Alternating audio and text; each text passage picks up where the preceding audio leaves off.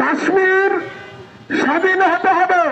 কাশ্মীর একটি স্বাধীন ভূখণ্ড ছিল, ব্রিটিশরা যেটাকে মুসলমানদেরকে পরাধীন করার জন্য কোন দেশের সাথে নিয়ে যায়নি। সংগত কারণে কাশ্মীর যেহেতু মুসলিম অধ্যুষিত, কাশ্মীরের মুসলমানরা আমাদের ভাই, কাশ্মীরের মুসলিম নারীরা আমাদের মা বোন এবং সন্তান। তাদের ইজ্জতের উপরে হাত দিলে মোদির কালো হাত আমরা ভেঙে দিব।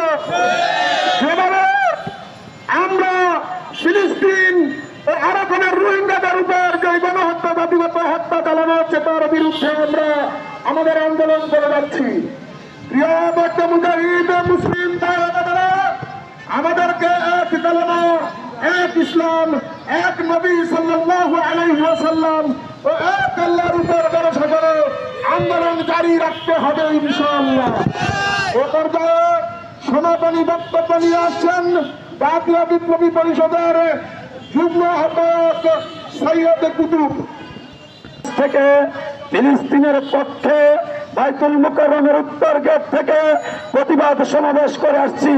আপনারা দেখেছেন এই প্রতিবাদ সমাবেশের আমাদের কিছু সাফল্যতা এসেছে, কিন্তু আমাদের চূড়ান্ত সফলতা আসেনি।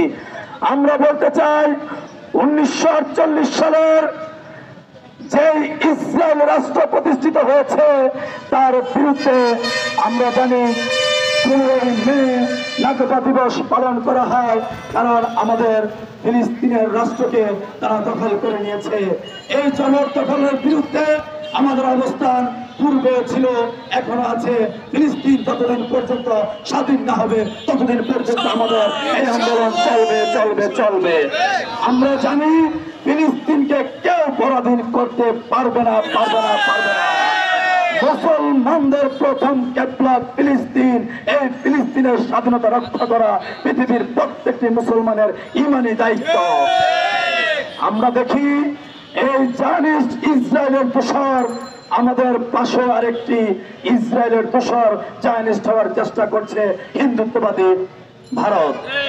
এই ভারত বিভিন্ন নাটক সাজিয়ে আমাদের কাশ্মীরের মুসলমান ভাইদেরকে হত্যা করার জন্য যে পায়তারা করছে সেটা আমরা রুখে দিতে চাই।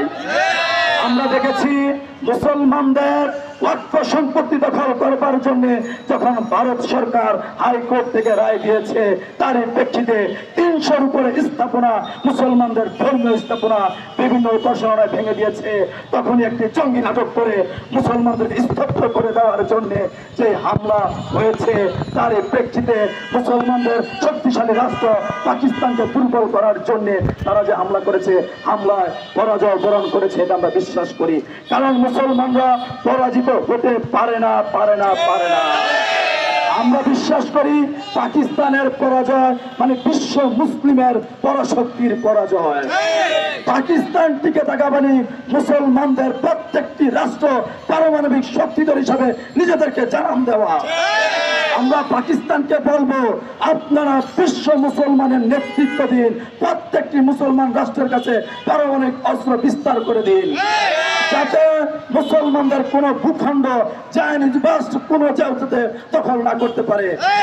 আমরা দুঃখের সাথে স্মরণ করছি যখন আরবে মুসলমানদের রাষ্ট্রগুলোতে ডোনাল্ড ট্রাম্প এসেছে, তখন আমাদের ফিলিস্তিনের ভাইয়েরা